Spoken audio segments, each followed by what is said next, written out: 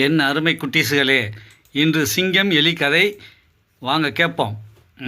அதற்கு முன் நம்ம சேனல் சப்ஸ்கிரைப் பண்ணாதவங்க சப்ஸ்கிரைப் பண்ணுங்கள். அருகில் உள்ள பெல் பட்டனை கிளிக் செய்து லைக் பண்ணுங்கள். ஒரு காட்டில் சிங்கம் மற்ற விலங்குகளும் வாழ்ந்து வந்துள்ளன.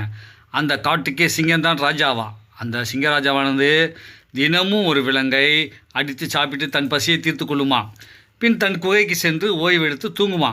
அப்படி ஒரு நாள் நன்றாக பெரிய விலங்கு ஒன்றை அடித்து சாப்பிட்டு விட்டு தன் குகையில் தூங்கி கொண்டிருந்ததாம். அப்போது சிங்கத்தின் குகைக்கு அருகில் ஒரு சின்ன சுண்டலி வந்ததாம்.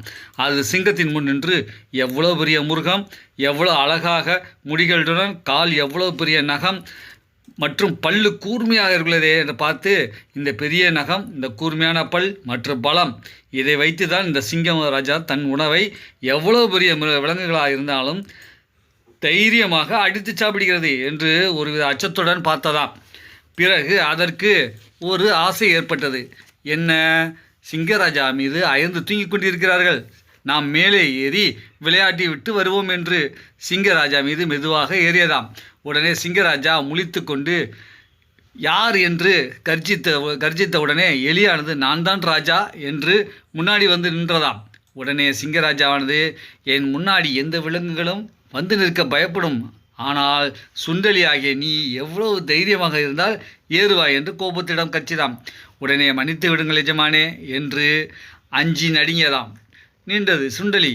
சிங்கராஜாவும் மன்னித்து விடுகிறேன், போ சுண்டலியே, நான் இன்று நேரத்தில் முன்னதாக வயிறு நிறைய சாப்பிட்டு வந்துள்ளேன், ஆதலால் உன்னை அடித்து சாப்பிட மனசு வரலை, மன்னித்து விடுகிறேன் போ என்றதாம்.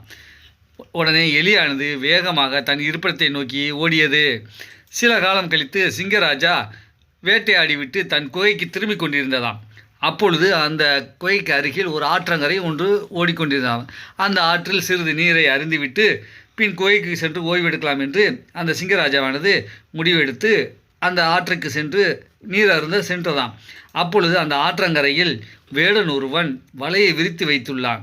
அந்த வேடன், இங்கு விலங்குகள் எல்லாம் நீர் அருந்த வரும், அப்பொழுது ஏதாவது ஒரு விலங்கு இந்த வலையில் மாட்டிக்கொள்ளும், பிறகு நாம் பிடித்து விடுவோம் என்று எண்ணி வலையை விரித்து வைத்துள்ளான்.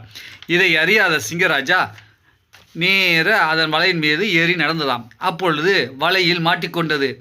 வலையில் மாட்டிக்கொண்ட சிங்கராஜா தப்பிக்க முடியாமல் கர்ஜித்தது. அப்பொழுது அந்த சத்தத்தை எலியானது கேட்டு தன் சக எலிகளுடன், இது சிங்கராஜா சத்தம், ஏதோ ஆபத்தில் இருக்கிறது போன்று தெரிகிறது, வாங்க எல்லோரும் போய் அவரை காப்பாற்றுவோம் என்று ஓடத் துவங்கியது. அதை கேட்ட மற்ற எலிகளும் எல்லோரும் சிங்கத்தின் சத்தம் வரும் திசையை நோக்கி ஓடின. அங்கு சிங்கராஜா வலையில் மாட்டியிருப்பதை பார்த்தவுடன் அதிர்ந்து போயின. பிறகு எலியானது எல்லோரும் வேகமாக வலையை கத்தரித்து சிங்கராஜாவை அதிலிருந்து காப்பாற்றுங்கள் என்று கட்டளையிட்டதாம். உடனே எல்லா எலிகளும் அந்த வலையின் மீது ஏறி கத்தரித்து சிங்கராஜாவின் உயிரை காப்பாற்றியதாம்.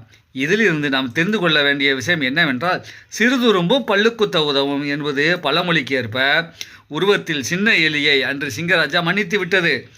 ஆனால் அதே பெரிய சிங்கராஜா வலையில் மாட்டிக்கொண்டு தப்பிக்க முடியாமல் உயிருக்கு போராடி கொண்டிருந்த பொழுது அந்த சின்ன சுண்டலி வந்து கடித்து, அந்த வலையை கடித்து குதறி சிங்கத்தை அதிலிருந்து மீட்டு எடுத்தது, உயிரை காப்பாற்றியது. என்ன குட்டீஸ்களே, இக்கதையின்படி வலிமை உள்ளவர்கள் வலிமை இல்லாதவர்கள் என்று பார்க்காமல் எல்லோரிடமும் சமமாக பழக வேண்டும். அப்படி பழகினால் என்றாவது ஒரு நாள் நாம் ஆபத்தில் இருக்கும் பொழுது சிறியவர்களாயிருந்தாலும் அவர்கள் மூலம் நம்மளுக்கு உதவி வந்து சேரும். அதனால் எல்லோரிடமும் சமமாக பழக வேண்டும் என்பது இக்கருத்து.